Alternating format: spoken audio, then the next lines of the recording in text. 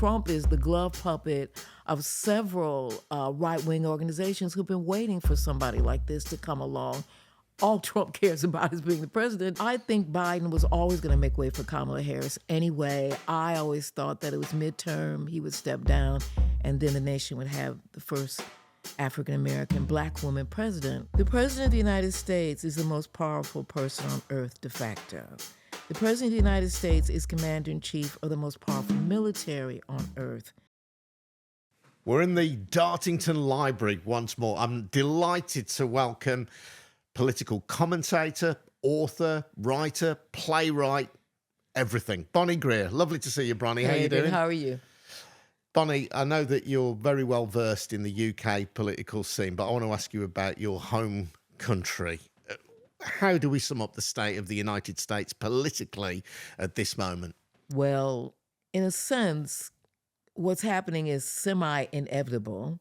And if we go all the way back to the Reagan presidency, which is one reason I left the United States, because I thought a second term of Ronald Reagan will not fly for me. The Republican Party gradually, I think since Nixon, about 1969, gradually began to be taken over by forces. Some of it was the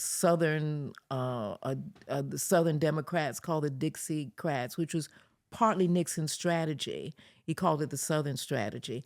So those people who couldn't deal with integration, they couldn't deal with any of that, migrated from the Democratic Party into the Republican Party.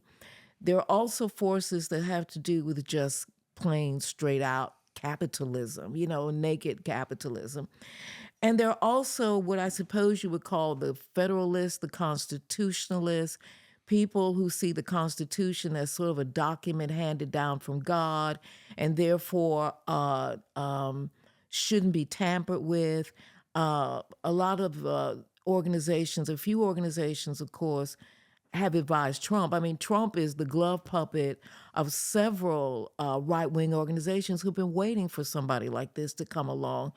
All Trump cares about is being the president, telling everybody what to do. So it's great for them because then they can use their influence to actually shape a thing called the Trump presidency, which is air, but it's awful air, and it doesn't have any foundation. It's just an accumulation of all of these kind of things. So right now, because we have an age of social media where people can talk more, it becomes the battle of the voices. So that when you get Biden on TV, stumbling, bumbling, looking tired, looking at all these things, you have three sort of tropes going on there.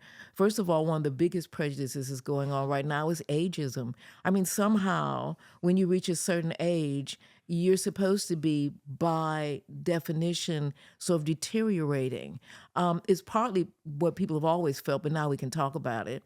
And then secondly, one of the tropes is the fact that there's a myth that Donald Trump actually had a great presidency. But of course, this is a post-pandemic response. We still haven't gotten over COVID. And what happened to us during lockdown, what happened to us psychologically, what happened to us emotionally.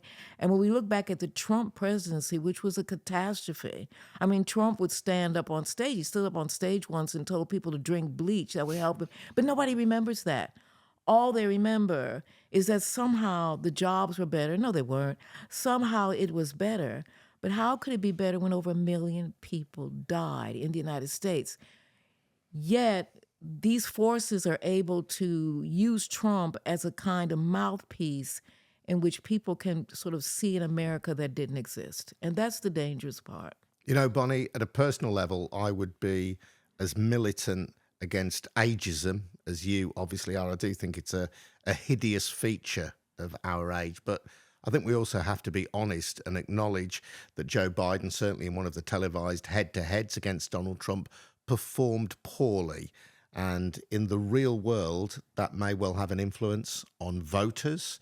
Do you think that Biden honestly should continue in this race? You hit on the word. It's called perform. And we know that the president, I didn't look at the whole thing because I saw it at the beginning. I thought, oh my God, and then I started to analyze why I said that.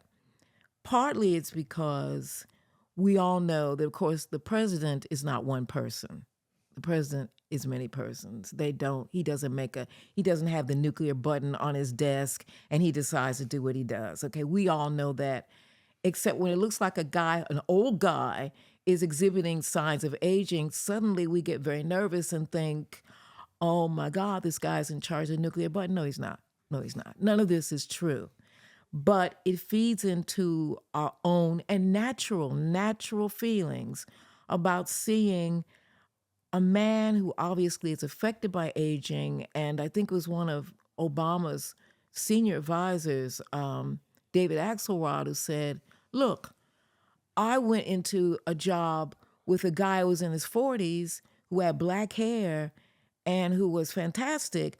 By the time his second term was over, he had gray hair, and it was, it gets you. It's a wearing job. So we would have those normal reactions to it. But the other part of it is Joe Biden doesn't do this by himself. And we know that's true because Trump did not have a presidency in which he was alone. His sort of people working him were transparent.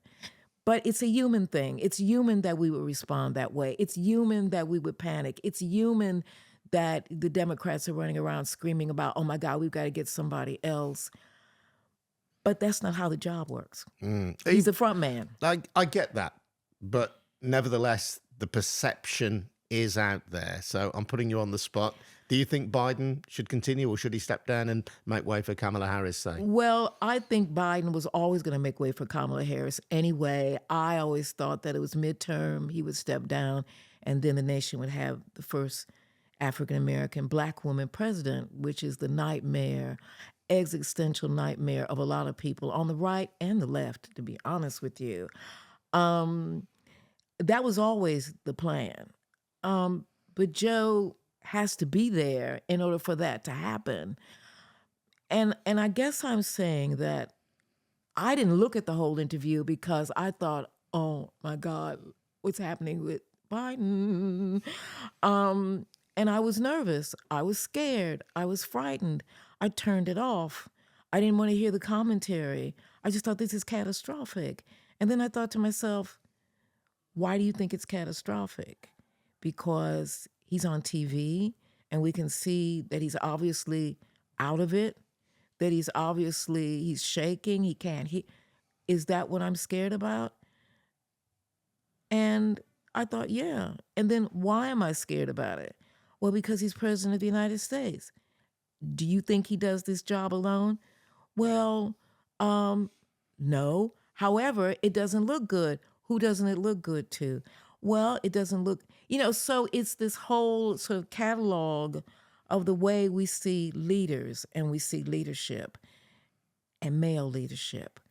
Guys are out front. There's one guy. All of this is in business. It's the same thing. So Trump plays on this trope that he's the man who can control everything. Of course, Trump never read papers. He never read the state papers. He didn't know what was going on. He didn't need to know what was going on because he had people taking care of him.